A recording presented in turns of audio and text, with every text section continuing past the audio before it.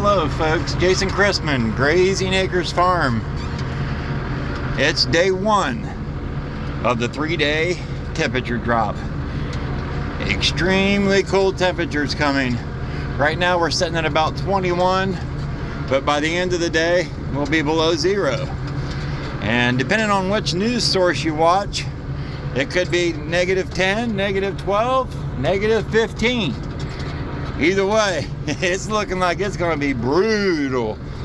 So what I'm doing right now is taking a third bale to the cows. I've already fed them one dry bale and one wet bale, which I made several piles, and then put the remainder of that wet bale off to the side. So that gives a place for several cows to eat some wet hay. I unrolled one of our second cutting dry bales. So we got the cows all spread out over here, and I'm gonna place this one in the hay feeder. This is their third bale. So the goal is to keep the cows off the gate when I come up to feed. And as cold as it's gonna get, I know they're gonna need the food to keep warm. So that's how cows keep warm. They got that thick fat, and then their fermentation tanks inside. So you give them something to ferment, they're gonna create some heat. So we're gonna keep some food to them next 3 days. It's going to be an expensive next 3 days. That's what I'm saying to you. Let's see if I can do some quick math in here. I'm thinking we're right around $170 a day to feed 3 bales. Ouch! So over here we got the stock tank, and it's still hooked up to the spigot. But I've got Russ Wilson's float valve hooked up in there, and it does a really good job down to about -2. And then after that, I'm not really in the risk it, so I'm going to unhook that this evening. I'll come back up, unhook it, and here in a few minutes after I get this bale placed, I'll show you how I got everything else set up for the next 3 days to take care of the cows. Uh-oh. Ah, keep sliding on me. Here, if you want to flip up, flip up. Yeah. There you go, you can flip up.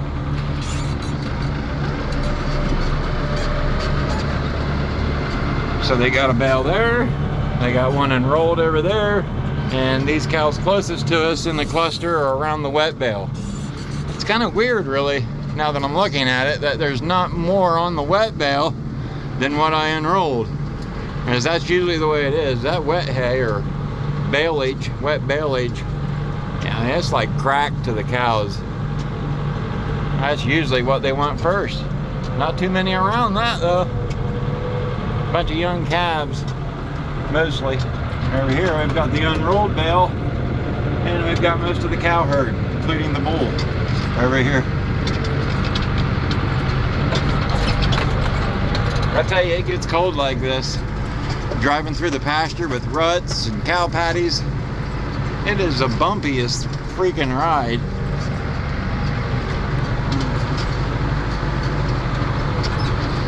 My wife texted me the other day, "When you coming home?" I said, "I'm heading at you at about 1.5 miles an hour."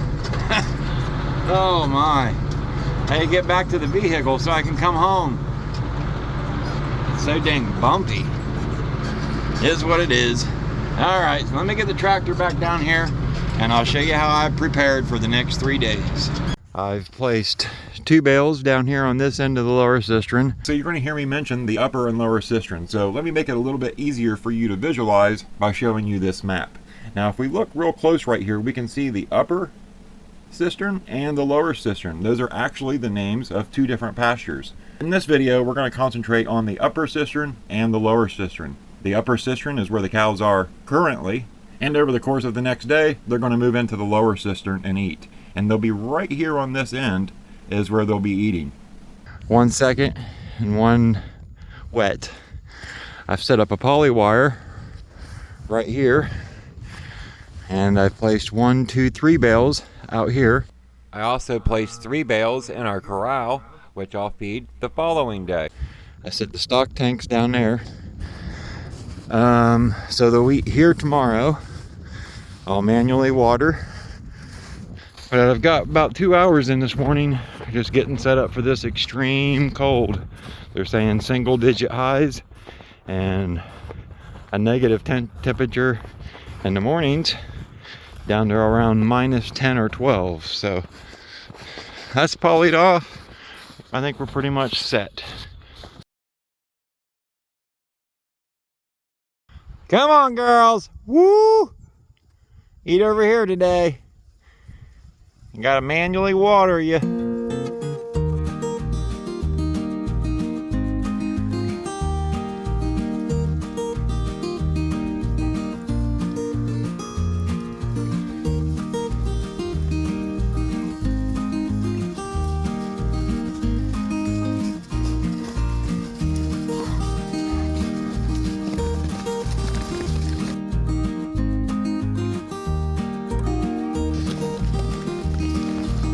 Birdie girl?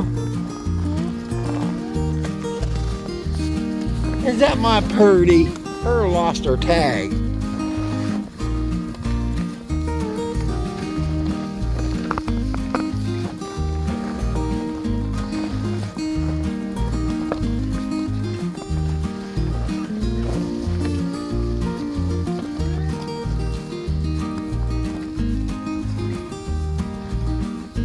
Woo!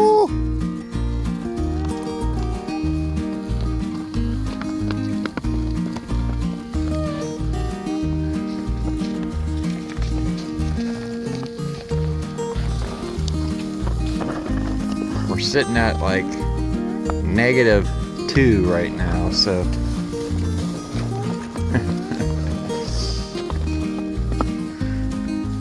there's the bull. Right there's the bull.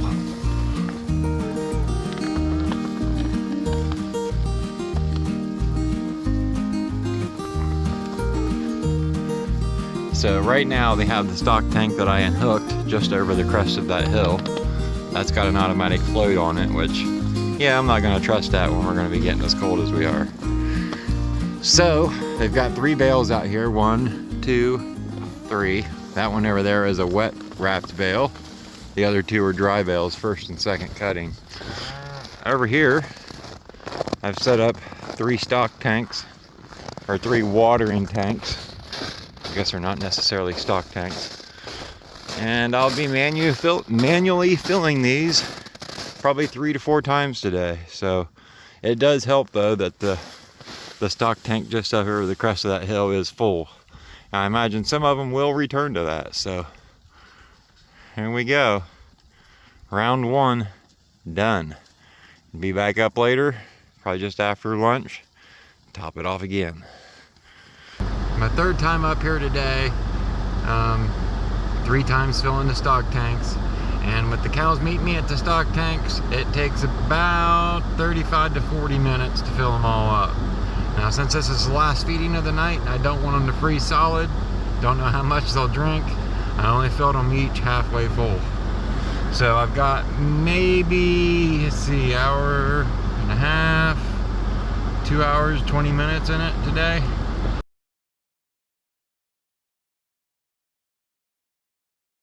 All right, so it's day 2.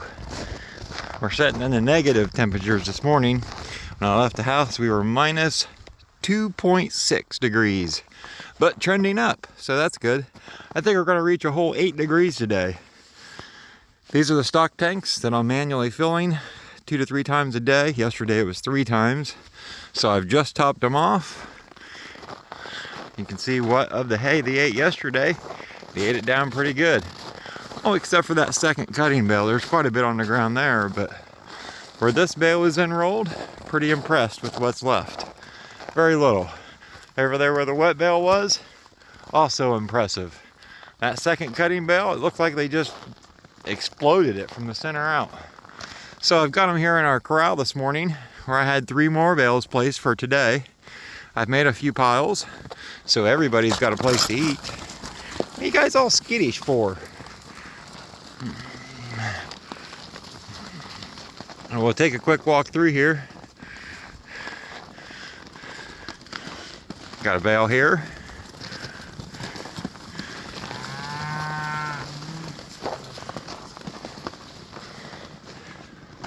I'll go around you, honey. I'm not here to cause troubles. We got a bale here. And down here, we've got the wet bale. So the first two are dry bales. Here's the first cutting. Over there's the second cutting. And here is a wet bale. Everybody looks pretty good. There's my buddy, 55. He got freaking huge.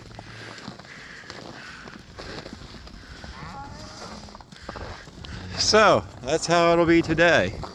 Now tomorrow, they're saying we're gonna have a clear sky overnight, which we had clouds overnight last night, so didn't get quite as cold as it's gonna get tonight. So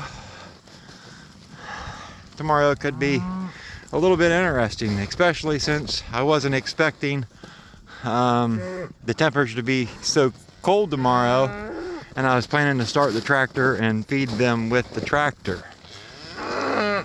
So I do have the tractor up here where I can plug it in, so later I'll bring up an extension cord and a timer, and I'll set the timer so that the tractor starts to warm up about an hour before I come up. Look pretty good. Everybody's eating. You kind of got me blocked in here. Come on, let me through. Come on, I ain't trying to cause no disturbance. I just want through, kids. Hey, Millie. 26.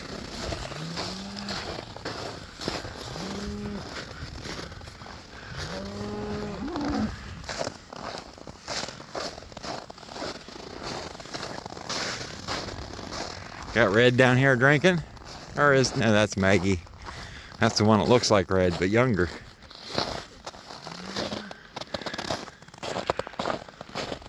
Pretty good stuff, huh? Don't drink it too fast. I don't come back till noon. Look, I've been here 5 minutes filling up tanks, and they're already starting to line up. It's like it's a concert or something. I don't understand. Eat more snow. It's good for you. Oh, now we got Willis in here. Thank goodness for the clamp. I don't have to hold the cold hose.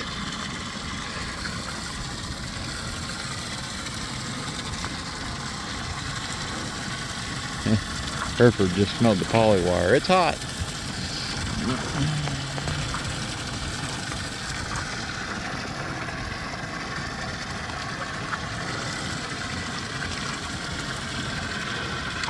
Luckily, I was able to get something, you know, some water in here before they got over here. There's probably 30, 40 gallon in there.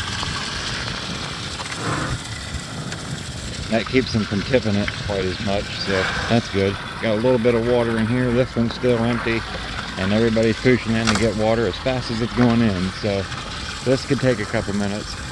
What the hell? It's only like 5 degrees. Like -1 with wind chills.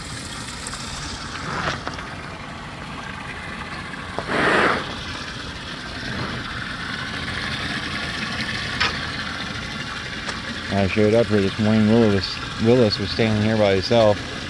I climbed over the gate with the hose and so I was gonna beat him up or something, I guess.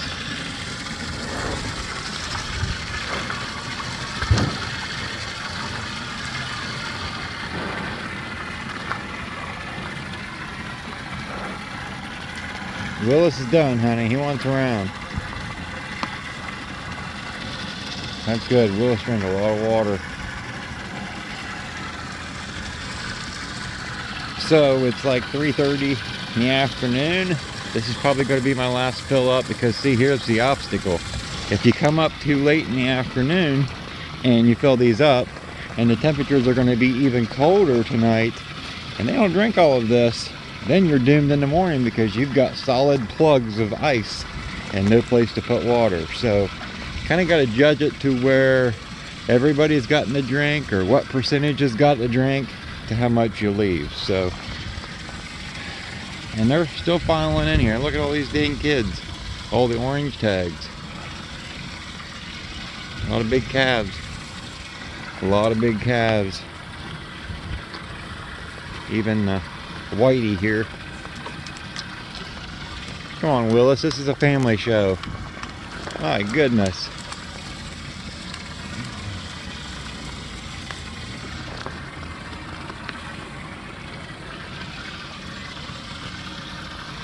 Well, we're gaining about half a tank. Still got water in this one. And we've got cows circling out and around. Kind of interested to see how much hay they got left back there. We'll check that out in a minute. So, I got the water topped. Let's go up here and see how much hay's left.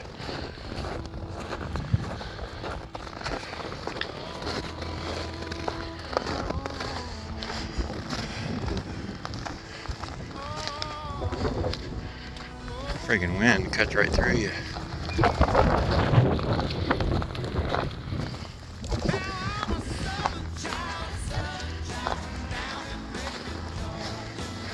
So they've killed that one, spread it out pretty good. Looks like that'll be a bed tonight. Still a nice pile here. I bet that becomes a bed tonight. And let's see what's in the feeder. Ladies, can I step in there? Can I step in there, ladies? Let me see what you got. Let me see what you got. Pretty level with the brim. Okay, looking good, girls. Back at it, Millie. Back to work, girl.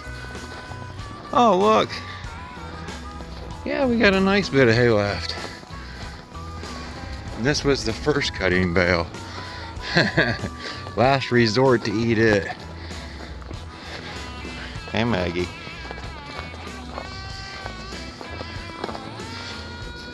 Didn't realize I had plastic and netting laying there. I'm gonna pick that up and take it with me, I think. Or at least throw it over that fence there where they can't get to it. Anyway, I'm gonna go back home, girls. You ladies keep warm tonight, and you will definitely be in my thoughts. Who are you? Are you that purty girl? Come here, girl. You are purty, girl. Her is purty. Why'd you lose your tag? Huh? You have damn baby. Fat enough to have a baby. You just didn't have a baby, girl. You'd be the first one this year, maybe? One other thing I ought to point out about when I manually water, you can see my spigot here. And it's one of those frost-proof spigots that when you close the valve, all the excess water in the spigot drains out in gravel below the spigot. So that's all good for the cold temperatures. Now we've got our water hose, which you can see I've got it hooked up here on this tree limb and angled downward. That's so any water that's in the hose drains out and doesn't freeze and make a plug in the hose. It's pretty much useless to me to come back up later and find out that my hose is plugged off and I need to be able to water the cows. So I put it at an angle so everything can drain out of it. Here's the float valve that was in that black stock tank. It's a Job Topaz valve. I've taken that off so it don't get destroyed. And up here I have the Reolink. I can't remember which one this is. I'm thinking it's the Ranger. And it's got a solar panel. And with this I'm able to tune in and see where the water level is. Not necessarily that I can see where the water level is, except for in the red ones you can see the line there on this one. What I notice is that the stock tanks have been pushed around, which tells me they're empty and it's time to come back up and water the cows. It also gives me the opportunity to tune in and make sure they're still over there eating and not going through the poly wire, which I have stretched from here up to that gate up there so they can't get to this hay. That hay over there is poly wired off, and I have a poly wire running from this fence all the way up to that fence so they can't get to those bales. So they are able to get back in that pasture over the hill, but they have no interest in it because the food's over here. So pretty handy to have the Reolink camera, and that has its own data plan, so I don't need to worry about having Wi-Fi. Boy, look at them drinking it down already.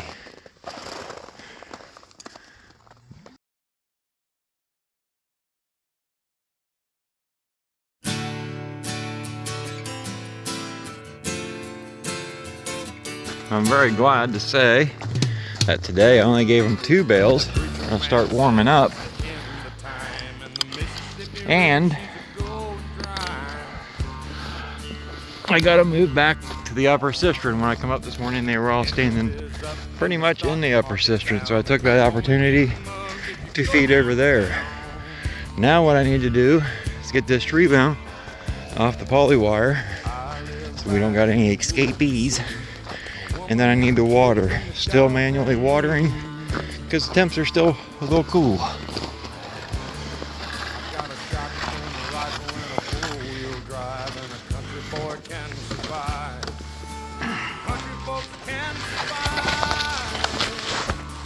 And down I go.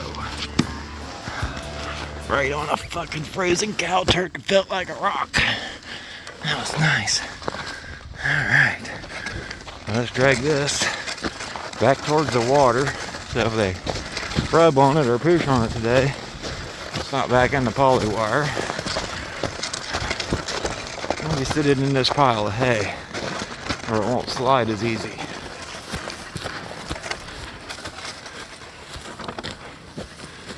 Before I water, I noticed that Train had a calf, a little bull calf, and I noticed her laying in here yesterday. Let's go see if there's any afterbirth.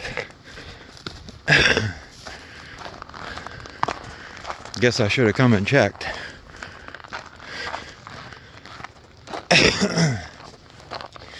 Yesterday afternoon, she was laying right here.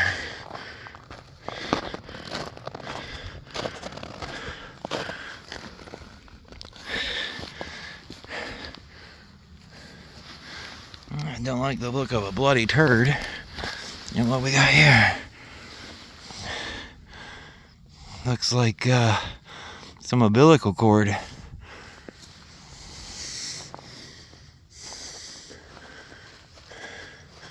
There's some more blood. Yeah, I'd say she calved in here. So, luckily, today is the last day. I should have to manually water. Now, when I say that, that means that this tank will be empty tomorrow morning and not have a solid block of ice in it, because I need to be able to put the float back in this tank. So I'm up here manually watering. It worked out quite well this morning. I tuned in from home with my camera and noticed the cows went back up over the hill to the pasture they've been in until this extreme cold hit. So I was able to sneak in here with the tractor, push them back over there and feed them, and that's where I'll keep them for a couple days until I start my weaning process, which is going to have to start the first of the week. Today's Thursday, so probably Monday, and the warmer temperatures will be much appreciated for that.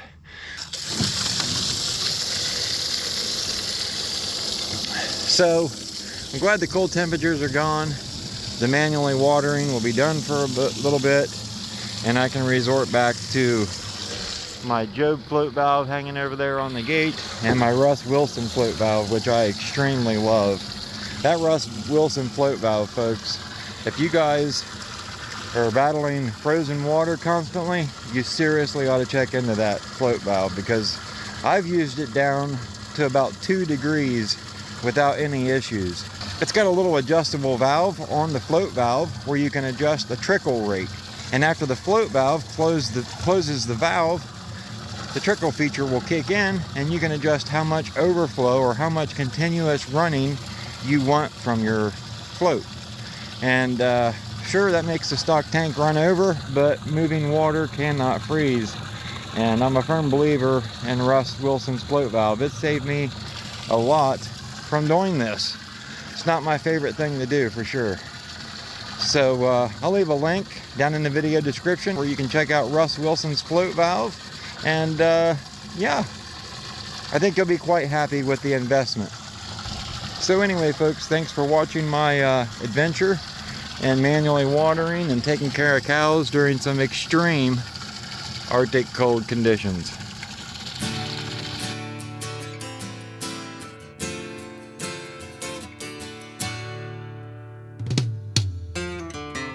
The preacher country man says it's the end of time, and the Mississippi River, she's a going dry.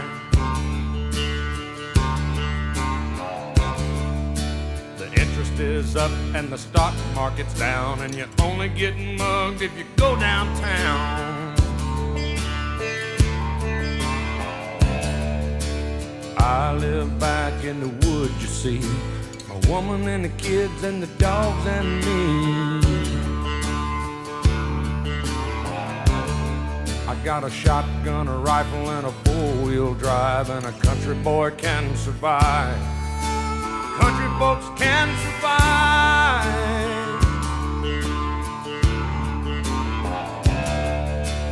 I can plow a field all day long. I can catch catfish from dusk till dawn.